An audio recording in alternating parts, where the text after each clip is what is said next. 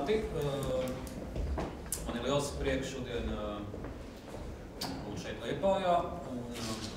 Es jau piefiksēju, ka šodien es esmu piedzīvojis vairākas lietas, kas man notikuši pirmo reizi. Es pirmo reizi uz Liepāju šodien braucu ar autobusu. Es uzzināju, ka, lai nokļūtu Liepājā, ir piespiedu kārtā 15 minūtes jāpadarīs Saules pilsētā. Es pirmo reizi šodien braucu Liepājā ar tramvaju. Es šodien arī pirmo reizi redzēju tik daudz makšķernieku uz 100 metriem, tepat pie Fontēna, un es piegāju pie viena vīra. Vienkārši skats šobrīd ir iespaidīgs, tās makšķergādi cilājās nemitīgi, un es pie viena kunga, viņš, protams, tur nav laika viņam gar mani runāt, viņš pat uz mani nepaskatās, es viņam prasu, kas tad ķerās tas šodien. Viņš pat man neredzot saka, klausies, tu laikam neesi no Liepājas, ja tik dums jautājums. Es arī šodien izbaudīju jau izslavēto kurzemnieku aso mēli. Bet nu bija lietas. Domāju, atskriet pārspīlēju piesakot mani kā kaut kādu veidu ekspertu, jo es neesmu ne ekonomists, ne statistikas, ne sociologs, nekas nu vēl, bet tas ikdienas darbs ir saistīts ar ziņām, ar faktiem, ar skaitļiem. Un, kad man uzrunāja šim pasākumam, tā doma, kas man ienāca prātā, bija palūkoties uz Liepāju no malas, bet palūkoties salīdzinot, kāda izskatās Liepāja salīdzinājumā ar citām Latvijas pilsētām, republikas nozīmes pilsētām, izņemot Rīgu, jo Rīga un Rīga ir valstī, un ar Rīgu mēs šodien Liepāju nesalīdzināsim, bet man tā interese pašam bija palūkoties, kāda Liepāja izskatās. Es īpaši, protams, dažās nozarēs pieminēšu Ventspili, jo bieži vien Liepāja arī salīdzina ar Ventspili, turismus un citas jomas. Ar ko mēs sāksim? Kur parasti mūsu laikos informācija tiek meklēta vai kur iegūst daudz informācija, tie ir, protams, sociālai tīkli. Un tad es palūkojos uz Liepājas un Ventspiles Twitter lapām, ko mēs redzam. Liepājā šobrīd Twitterī 5800 sakotāju, Ventspilī 4000 sakotāju, bet, kas interesanti, Ventspiles Twitterī 2 gadus ilgāk par Liepāju. Bet, lūk, Liepājas lapa tiešām ir krietni lielāka. Kur vēl meklē informāciju? Google. Un Google meklētājā es ierakstīju pirmo frāzi, kas man ienāca prātā. Man patīk Liepāja, tie pēdējo gadu rādītāji ir 126,000 rezultāti. Protams, pielikt blakus Ventspili. Man patīk Ventspils 79,000 ierakstu dažādos veidos ir Googlā pēdējā gadu laikā atrodami. Nu, protams, arī ar ko asociējas Ventspils un Liepāja ar pilsētu vadītājiem. Sasks un Lembergs iemeklēja arī viņu vārdus. Tātad Uldis Sasks Googlā pirmais, kas parādās Twitter, CV un Uldis Sasks ar sievu. Un kas ir interesanti, googlējotāji Lembergi, kāds aplicējās un Twitter. Nezinu, vai tur jēgas taisīt lielāku analīzi, bet kādēļ šis sievu motīvs apvieno abus divus un kādēļ cilvēki tik daudz Googlā meklē un grib uzzināt par dzīvesbiedru aspektu, tas ir cits stāsts. Nu ko, vēl pirms nonākam pie datiem, šis ir viens piemērs, kā skaitļus un datus un statistiku var interpretēt dažādi. Es nezinu, vai jūs, varbūt kāds ir pamanījis šo tabulu, kur ir izveidojis Ritvars Eglājs. Viņš nodarbojas arī ar dažādu statistikas datu apkopošanu, viņš strādā Centrālajā vēlēšanu komisijā. Un šo tabulu viņš nesen bija ielicis savā mājaslapā, viņš bija salīdzinājis pašvaldību nodokļu ieņēmumus ar iedzīvotāju skaitu un tādā veidā dodot priekšstatu, salīdzinot citu valstu IKP, kāds ir tas dzīves līmenis. Nu, piemēram, viņam sanāk, ka Rīga dzīvo aptuveni tieši tā, Rīgā tas dzīves līmenis ir kā Čehijā, paskatīsimies, kur zemi tuvāk, nu, viņam iznāca, ka Liepāja ir kā Ungārija. Nu, protams, par šiem datiem tur strīdējās un varams īsti nepiekrīt, jo pēc tās viņa statistikas sanāca, ka, piemēram, Otaņķos dzīves līmenis ir augstāks nekā Liepājas pilsētā. kur es redzēju šī zīmju arī vienā Liepājas portālā, un tur bija šausmīgs sašutums, un kas bija interesants sašutums bija nevis no liepājniekiem, bet no otāņu iedzīvotājiem, kuri bija šokā, ka tā mums nav. Mēs dzīvojam sliktākā liepājnieki, bet lūk tādi dati. Tagad pie statistikas pāriesim un sākšu ar iedzīvotāju skaitu Kurzemē. Šeit no 2009. gada mēs redzam, kā šī līkne strauji kāp uz leju. 5 gadu laikā Kurzemē iedzīvotāju skaits ir samazinājies par 23 000. Un ko tas nozīmē, ja mēs paskatāmies uz Kurzemes karti? Ventspils novadā dzīvo 13 000, Aizpils novadā 9900 cilvēku. Lūk, tā tas izskatās kartē. Šie jau ir tukšie laukumi, kur 5 gadu laikā cilvēki ir pazuduši. Ja šī tendence turpināsies, tad protams, varēs zīmēt nākamos tukšos novadus. Un aiz Latgales Kurzeme, diemžēl, ir otrs reģions, kur iedzīvotāju skaits Latvijā samazinās visbūtiskāk. Jā, man pašam šis likās diezgan tāds satraucošs. Satraucošs tas viss, protams, ir zināms, bet kad tu uzliec uz kartes, ko tas nozīmē, un tas 5 gadu griezienā jau ir 23 000, tas man lika nedaudz aizdomāties. Tālāk palūkojamies uz centrālās statistikas pārvaldes datiem par iedzīvotāju skaitu un iedzīvotāju blīvumu. Šeit pavisam īsi man viens aspekts tikai pievērs uzmanību, tas ir sieviešu pārsvars pār vīriešiem. Liepājā tas ir otrs lielākais Latvijā. Vēl lielāks ir tikai Daugavpilī, bet kas interesanti, šo pārsvaru nevar redzēt, piemēram, Liepājas pārvaldē. Liepājas pašvaldībā no 15 domniekiem 2 ir tikai sievietes. Es izgāju cauri dažādām struktūru kapitāla sabiedrībām, aģentūrām. Tur arī dominē vīrieši un skaidrs, ka Liepājā, lai arī sievietes ir vairākumā, pēc statistikas pilsētu stingri savās rokās tur un vada vīrieši. Tālāk dabiskais pieaugums Latvijas pilsētās, lai arī 14. gadā situācija ir nedaudz uzlabojusies. Mēs redzam, ka Liepājā joprojām tas ir negatīvs. 14. gadā par 155 cilvēkiem vairāk ir nomiruši nekā piedzimuši. Un te ir jāatskatās, piemēram, uz Jelgavu, kas ir pirmā pilsēta Latvijā, kur šī negatīvā līkne ir pārvērtusies pozitīvā, un dabiskais pieaugums 14. gadā Jelgavā jau ir pozitīvs par 45 gadiem, 45 cilvēkiem. Jūs redzam Jelgavu, tad tas ir tie dati ir labāk nekā vidēji Latvijā, bet Jelgava ir priekšā Liepājai, arī Valmierā šī statistika ir nedaudz pozitīvāka. Imigrācija un emigrācija 13. 14. gads, par kuriem ir pieejama informācija.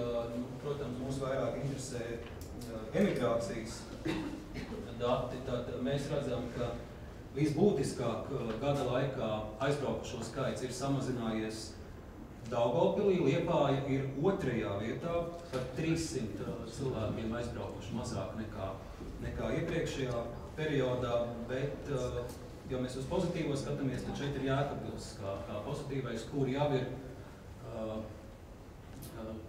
šī izmaiņa, ka Jēkabpils ir pilsēta, kur aizbraukuši pat ir vairāk nekā iepriekš Rīgā, bet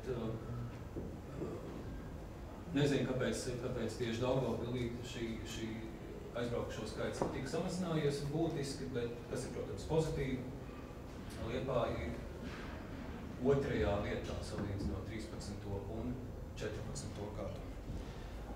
Tālāk paskatījos ziņas par atalgojumu, un šeit Liepāja izskatās ļoti labi. 1. vietā ir Ventspils, kur strādājošo vidējā mēneša samaksa te ir gan pašvaldība valsts iestādes, gan privātās ir 900 eiro, bet mēs redzam, Liepāja ir pārliecinoši 2. vietā. 15. gada 3. ceturksnis ir pēdējie dati ar 830 eiro vidējo algu, un, ja paraugamies, tad vidēji pat 30-40 eiro gadā pieauga vidējā mēneša samaksa Vēnspilī, vismazākā tā ir Daugavpilī un Rēzeknē. Atsevišķi par veselības jomu un veselības aprūpi palūkosim datus. Tātad šeit ir Liepājas iedzīvotāju saslimstību 100 000 iedzīvotājiem. Līkuma, kurai es vēlos pievērst jūsu uzmanību, ir šī. Tās ir saslimstības ar jaundabīgiem audzējiem. Un šī līkne ir, pa gadiem skatoties, kāpj. Ir bijis arī viens periods no 11. līdz 13. gadam, kad ir bijis arī infekcijas slimību uzliesmojums. Bet salīdzinot ar pārējām Republikas pilsētām, tieši saslimstība ar jaundabīgiem audzējiem Liepājā ir krietni augstāka nekā gan vidēji Latvijā, gan citās pilsētās. Šeit var redzēt vēl arī pilsētu griezumā šos datus. Tātad Liepāja jūs redzat, pirmajā vietā no visām pilsētām Liepāja ir saslimstība ar ļaundabīgiem audzējiem. Salīdzinoši augstā 2. vieta aiz Vēnspils ir arī saslimstība ar ādas lipīgām slimībām. Tie tad ir tā dati par 2014. gadu. Un arī saslimstība ar infekcijas slimībām ir vidēji augstāka nekā tā ir Latvijā, Rīgā, Valmierā vai arī Jelgavā un arī Jēkabpilī. Veselības aprūpes resursi. Šie dati ar man likās interesanti, un tur varbūt par pašvaldības cilvēkiem savu skaidrojumu. Ārstu skaits uz 1000 iedzīvotājiem Liepājā ir vidēji mazāks nekā Latvijā, tas ir mazāks nekā arī Jūrmalā, Daugavpilī, Jelgavā, Valmierā, Rēzeknē un arī nedaudz mazāks kā Vēnspilī. Otrais stāvīgs ir ārstniecības personāls ar vidējo medicīnisko izglītību, māsiņas, un arī šeit ir vidēji vairāk nekā Latvijā, bet, piemēram, Valmierā, Rēzeknē, Jēkabpilī, Daugavpilī, Rīgā šis skaits ir krietni augstāks. Vidēji uz 1000 iedzīvotājiem ir 3 ārsti Liepājā. Iedzīvotāju hospitalizācija 14. gadā šie dati rāda, ka liepājnieki salīdzinoši maz nonāk slimnīcās. Slimnīcā, ja salīdzina ar citām Latvijas pilsētām, tad šis skaits uz 100 000 iedzīvotājiem Liepājā ir vismazākais. Un arī ambulatori apmeklējumi. Liepājnieki vai nu maz slimo vai salīdzinoši kūtri gājēji pie ārsta vai ģimenes ārstiem. Ja skatāmies ar citām Latvijas pilsētām, tad izņemot vēl Jūrmalu, šis ir otrs zemākais ārstu apmeklējums skaits Liepājā. Slimību profilaks un kontrolas centrs ir veicis tādu Liepājas arī veselības jomas diagnozi, un šeit ir vairāki viņu secinājumi. Liepājā ir augstāka bērnu proporcija populācijā nekā vidēji valstī, zemāka saslimstība ar Laimes slimību un encefalītu, pat būtiski zemākā. Mēs redzam arī zemāka saslimstība ar HIV/AIDS, nedaudz zemāka mirstība no sirds un asinsvadu slimībām nekā vidēji valstī, un arī zemāka mirstība no ārējiem nāves cēloņiem nekā Latvijā. Tās negatīvās, kritiskās lietas ir, protams, tas jau, ko mēs minam un redzam, samazinās iedzīvotāju skaits, kas ir tendence gandrīz visur. Zīdaiņu mirstība pieaug, cukurdiabēta slimnieku skaits, tad arī jaunatklāta kronisku C hepatīta gadījums, un tas, ko es jau pieminēju, saslimstība no ļaundabīgiem audzējiem ir augstāka nekā Latvijā. 12. gada dati par 21%, pēc tam viņi ir mazinājusies, un 14. gadā es skatījos atkal ir nedaudz pieaugusi. Arī augstāka priekšlaicīga mirstība no sirds un asinsvadu slimībām nekā vidēji Latvijā. Tā ir secinājumi no slimību profilakses un kontrolas centra. Tālāk dati par drošību, un šeit man pašam nācās secināt, ka man ir jālabo viens savs stereotips par Liepāju. Ostas pilsēta, karosta, un es biju sagaidījis, ka tas noziedzīgo nodarījumu skaits te iekšā ir gan slepkavības, gan zādzības, un laupīšanas, un iesbojās nodarīšanas, kas salīdzinoši augsts Liepājā.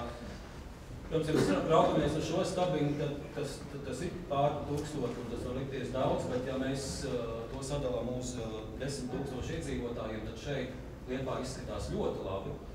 Un mans ieteikums nākotnē būtu Liepā reklamēt kā tiešām ļoti drošu pilsētu.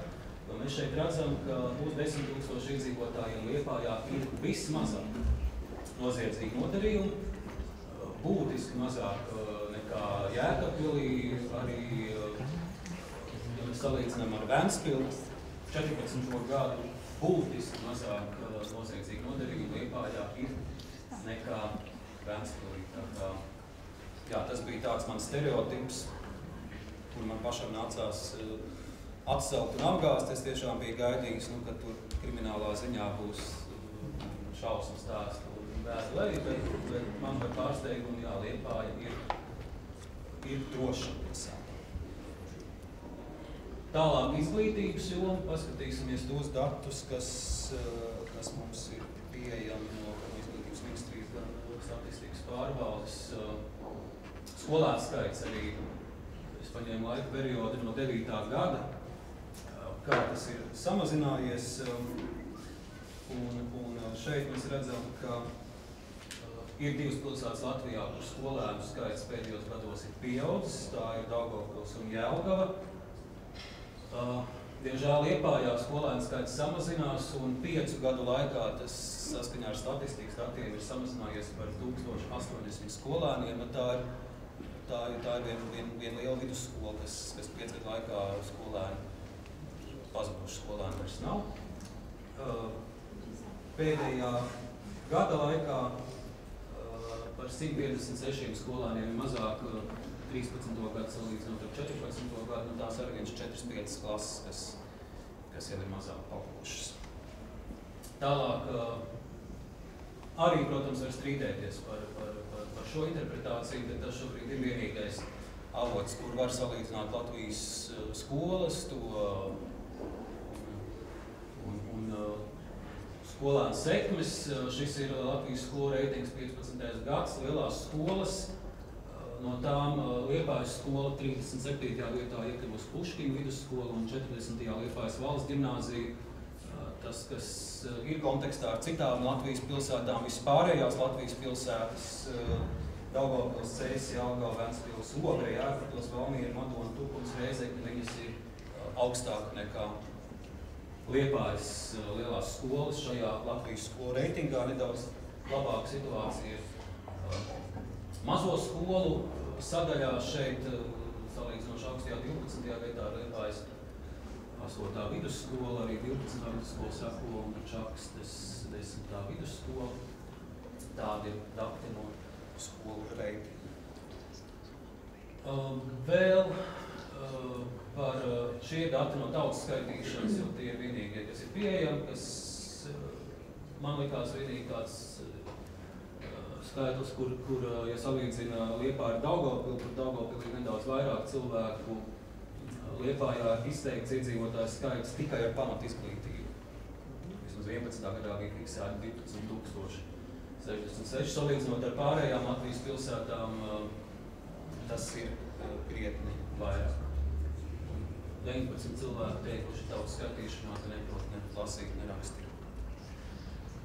Tālāk par augstskolām, un šeit mēs palūkosimies uz Liepājas universitāti. Arī Liepājas universitātē šī tendence ir negatīva par studējošo skaitu izmaiņām. Jūs redzat, ka 13. gadā salīdzinot ar 14. gadu ir pirmkursnieku skaits samazinājies par 16%. Tas ir otrs lielākais kritums valsts augstskolās, vēl lielāks ir bijis tikai banku augstskolā. Kopējais studējošo skaits arī pa gadiem, mēs redzam, ir Liepājā samazinājies. Ja Latvijā vidēji tas ir augstskolās pa 3% mazāk, tad Liepājas universitātē tie ir 5%.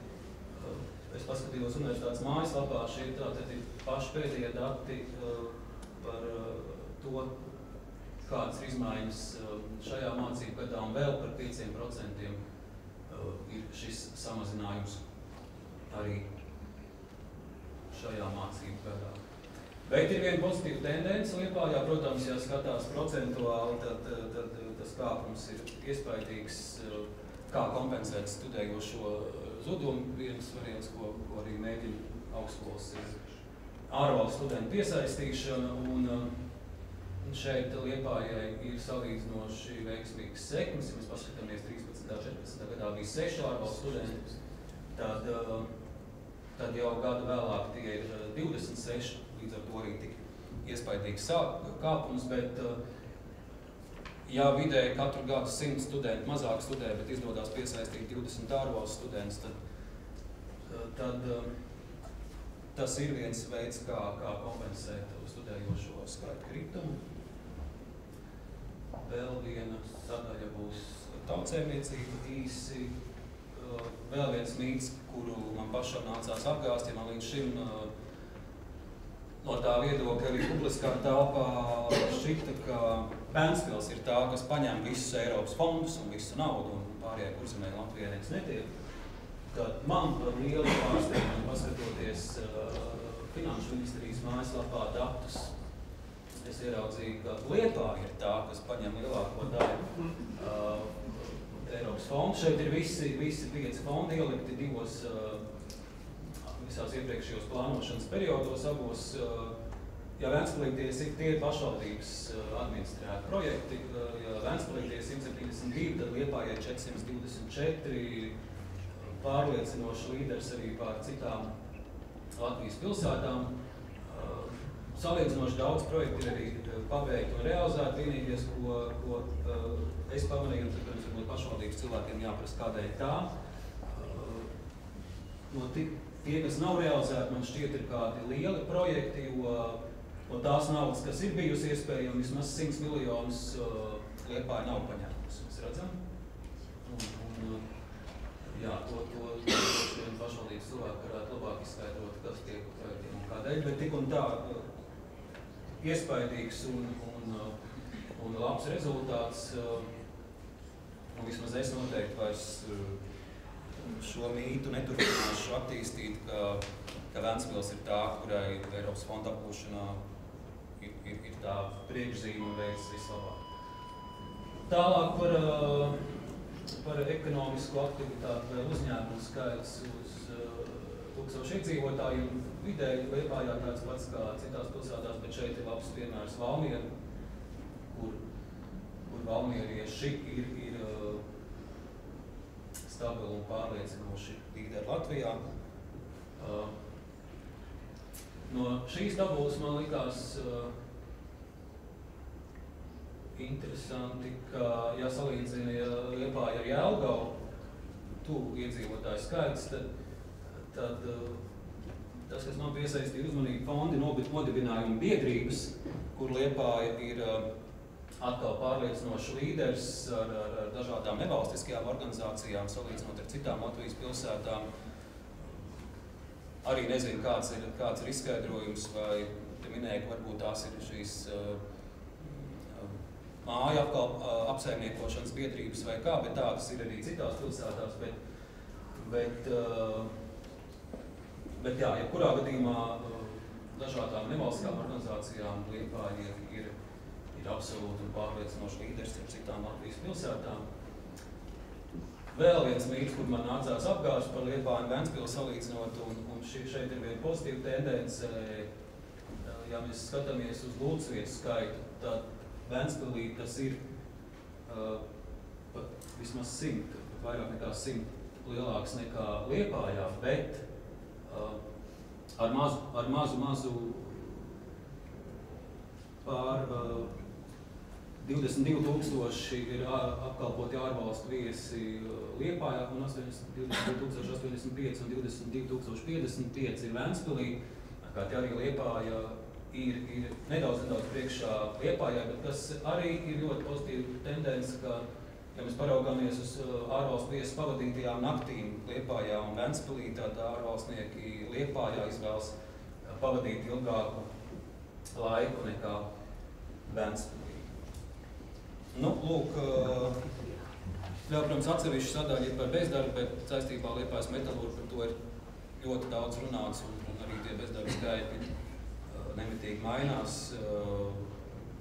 Skaidrs, ka arī metalurga problēma dēļ bezdarbs Liepājā ir vidēji augstāks nekā Latvijā, bet uz ko man norādīja arī Nodarbinātības valsts aģentūrā, ka īpaši jāpievērš arī uzmanību jauniešu bezdarbam Liepājā, kas arī ir vidēji augstāks nekā kopumā citās Latvijas pilsētās. Tie pēdējie dati šobrīd Liepājā bezdarba ir 1100 jauniešu, no kuriem vairāki 100 jau ir ilgstošie bezdarbnieki.